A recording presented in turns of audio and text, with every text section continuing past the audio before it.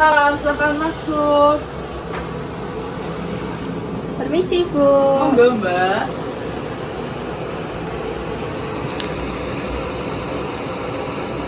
Mohon maaf mengganggu waktunya, Ibu. Perkenalkan, nama saya Aga. Saya ahli gizi di rumah sakit ini. Dengar-dengar adanya sudah diperbolehkan pulang ya? Iya, Mbak. Nah, untuk karena adanya sudah diperbolehkan pulang, saya ada sedikit pesan untuk menjaga pola makan adanya selama di rumah, sama keselamatan ibadah. Nah, jadi yang pertama itu, untuk saya memastikan terlebih dahulu untuk adiknya ini bernama Adik Samuel. Iya, betul. Untuk usianya sendiri 11 tahun ya.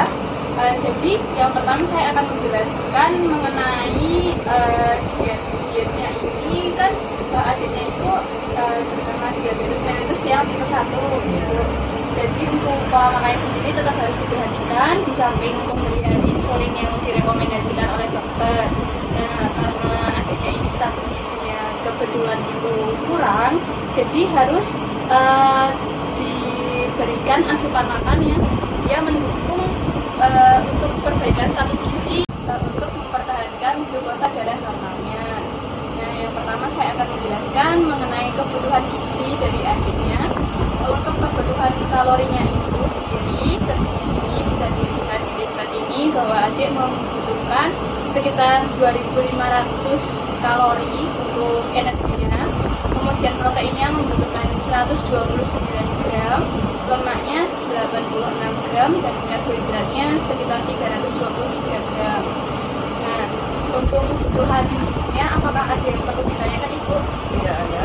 Baik, selanjutnya kita lanjutkan ke pembagian untuk makanan sehari. Nah, untuk bahan makanan seharinya itu harus lengkap antara karbohidrat, protein hewani, protein nabati, kemudian sayuran, buah, dan untuk memperhatikan pemberian minyak serta gulanya. Untuk gula sendiri itu disarankan tidak menambah gula tambahan dalam proses pemasakannya, tidak menambahkan gula pasir maupun gula merah. Jadi untuk asupan karbohidratnya diutamakan itu melalui karbohidrat yang dia karbohidrat kompleks seperti nasi, seperti itu. Kemudian untuk proteinnya bebas, protein hewani, protein nabati itu bisa diberikan, sayurannya juga bebas. Kemudian untuk buah itu perlu memperhatikan indeks glikemiknya itu. Ada beberapa buah-buahan yang dia indeks glikemiknya tinggi, itu perlu dibatasi atau dihindari. Selanjutnya untuk dari pembagian makannya ini bisa dilihat, bisa diperkirakan sesuai dengan yang sudah saya tuliskan di sini untuk agar asupannya bisa memenuhi kebutuhan. Selanjutnya untuk bahan makanannya yang perlu diperhatikan itu dianjurkan untuk mengonsumsi bahan makanan yang mengandung indeks glikemik rendah. Nah, indeks glikemik rendah itu bahan makanannya bisa dari berasnya sendiri itu beras coklat atau beras merah, kemudian bisa mie, bihun, oat. Kemudian untuk sayurannya seperti wortel, kacang-kacangan, kemudian singkong juga bisa digunakan sebagai sumber karbohidrat. Kemudian untuk buah-buahnya sendiri bisa diberikan apel, pisang, kemudian anggur, mangga atau pir. Nah, untuk proteinnya bisa diberikan susu skim, daging, tahu, serta tempe. Sedangkan untuk bahan makanan dengan indeks glikemik sedang yang masih boleh tetapi tidak dibebaskan untuk makan yang indeks glikemiknya rendah seperti beras putih, kemudian roti tawar putih, jagung manis, ubi jalar seperti itu. Untuk buahnya seperti pepaya dan nanas.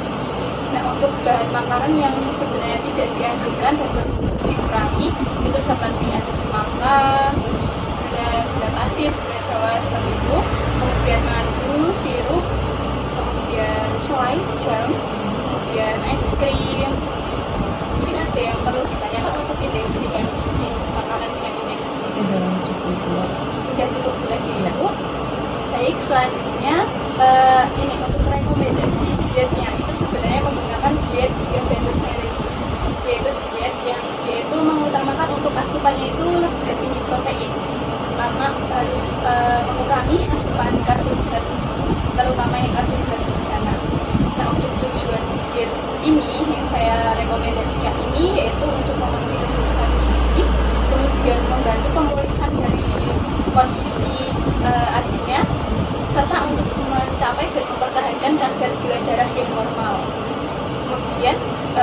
untuk mengembalikan glukosa sendiri sebagai sumber energi utama untuk anak kecilnya ini. Dan untuk pemberian dietnya ini itu diberikan energi tinggi untuk membantu pemulihan, kemudian untuk memperbaiki status gizi seperti itu.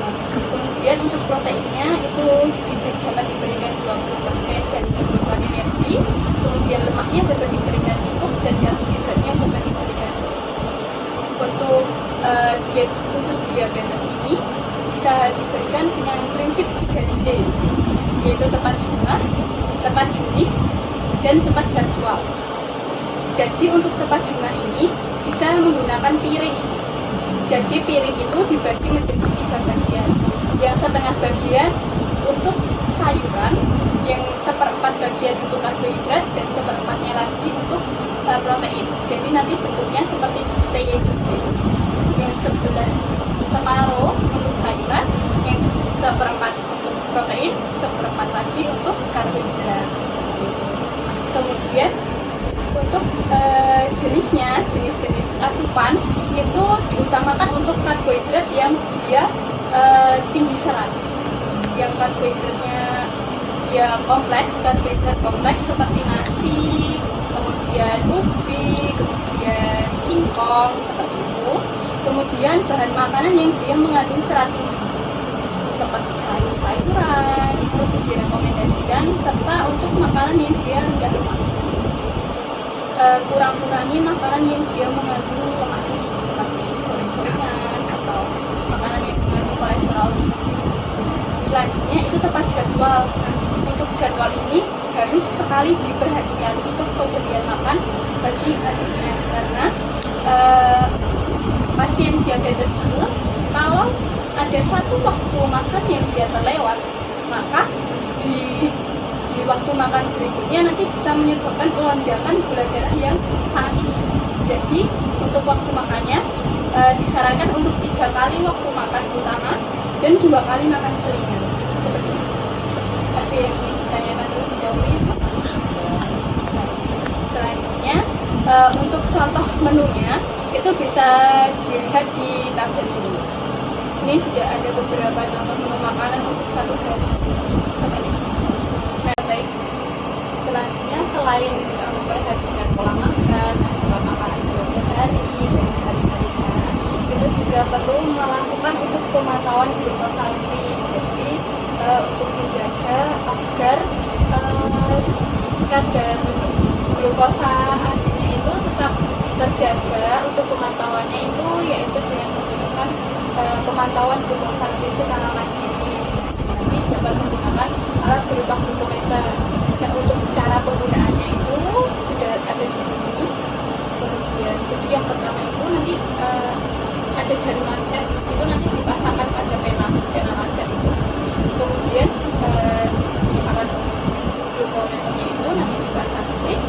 Kemudian kalau alatnya sudah siap semua, itu jarinya bisa jari manis, itu bisa diusap menggunakan alkohol, kemudian agak ditekan-tekan seperti ini, kemudian nanti bisa ditusukkan. Penusukannya jangan di atas tetapi agak ke samping untuk meminimalisir nyerinya. Kemudian jika sudah ada darah yang keluar, untuk darah yang pertama kali keluar itu dapat diusap terlebih dahulu. Nanti dibedah lagi, kalau sudah keluar bisa darah tersebut bisa ditempelkan di strip dari glukometernya itu. Kemudian nanti ditunggu, kalau sudah terlihat hasilnya itu bisa dicatat untuk sebagai histori dari kadar gula darah itu berdasarkan. Kemudian untuk kadar normalnya saya sudah tuliskan di sini, bisa digunakan sebagai acuan. Yang pertama itu ada kadar yang biasa dilakukan itu biasanya gula darah sewaktu, bisa gula darah puasa atau gula darah 2 jam setelah makan. Nah, untuk gula darah sewaktu itu yang datanya di sini yaitu kurang dari 200 itu normalnya. Kemudian untuk yang 2 jam setelah makan itu juga normalnya 200. Kemudian untuk glukosa darah puasa itu normalnya